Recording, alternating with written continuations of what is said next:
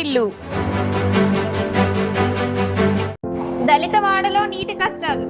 పార్వతీపురం మన్యం జిల్లా పాచిపెంట మండలం గురువునాయుడుపేట పంచాయతీ గొలుకువలస దళితవాడలో కొన్ని నెలలుగా నీటి కష్టాలు ఎదుర్కొంటుంది.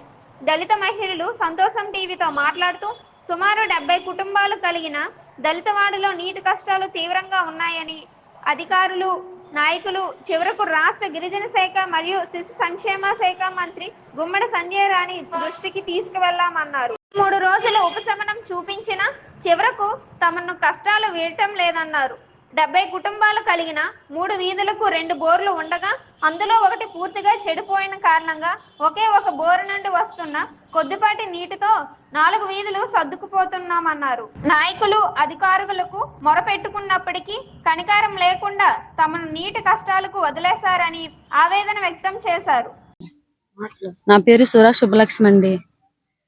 మాది రెల్లి వీధి, 70 ఇల్లు ఉంటామండి.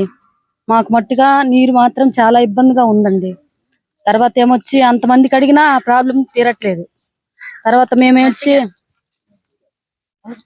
మేమొచ్చి ఎంత బాధపడినా ఎవరు పట్టించుకోవట్లేదు. నీరు లేకుండా చేసేస్తున్నారు మాకు. 3 హ్యాండ్ బోర్లు ఉన్నాయి కానీ ఎవరు కొంచెం వస్తుంది, కొంచెం రావట్లేదండి. ఒక్కటే పనిచేస్తుందండి.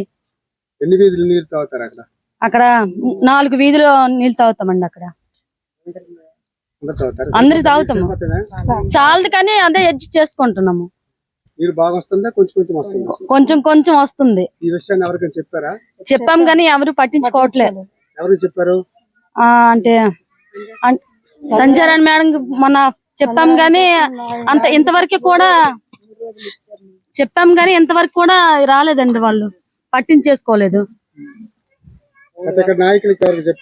చెప్పాం కానీ వస్తుంది అంటున్నారు కానీ ఇప్పటికి రావట్లేదు. సెక్రటరీ కూడా చెప్పాము. కొలాయిలు వస్తే 3 రోజుల వరకు వచ్చింది, ఆగిపోయిందండి. నెలకి ఒకసారి వస్తుంది, ఆగిపోద్దండి. ఫోటో తీసుకుని వెళ్ళిపోతారు, మరి వాటర్ మరి రాదు. సెక్రటరీ గారికి చెప్తే మాకు సంబంధం లేదు, అది మాకు సంబంధం లేని విషయాలు మాకు చెప్పకండి అని చెప్పారు సార్.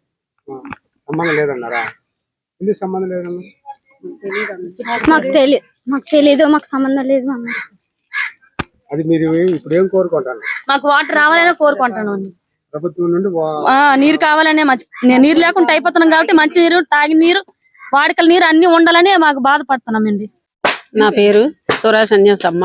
మాకి తాగునీటి లేదు. తాగునీటి కోసము ఇంతవరకు చాలా బాధపడ్డాము. మాకు 70 ఇల్లు ఉన్నాయి. 70 ఇల్లు కూడా మాకు నీరు లేకుండా చాలా బాధపడిపోయాము. మరి అందరికి నాయకులకి మరి అందరికి అడిగినా కూడా ఎవరు పట్టించుకోవడం లేదు. ఆ పట్టించుకోకపోతే సెక్రటరీ గారు వస్తున్నారు.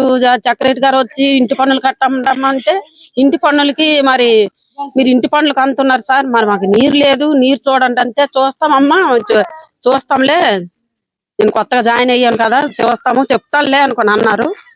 మరి అంతే. మరి ఇంకా మేము అందరికి అడిగాం కానీ ఎవరు మాకు పట్టించుకోవట్లేదు. బోర్లు ఉన్నాయి కానీ బోర్లు పోనాయి. ఒక బోరు మీద మొత్తం 3 వీధుల్లాగా వచ్చి ఆ ఒక బోరుకి అందరం నీరు పడతాము. ఆ నీరైనా కొద్దిగా ఇప్పుడు వస్తుంది. ఆ నీరైనా ఎవరికి అందుతుంది కాదు సరిగా. నీరు కావాలని కోరుకుంటున్నాం మేము. మరి అంతే.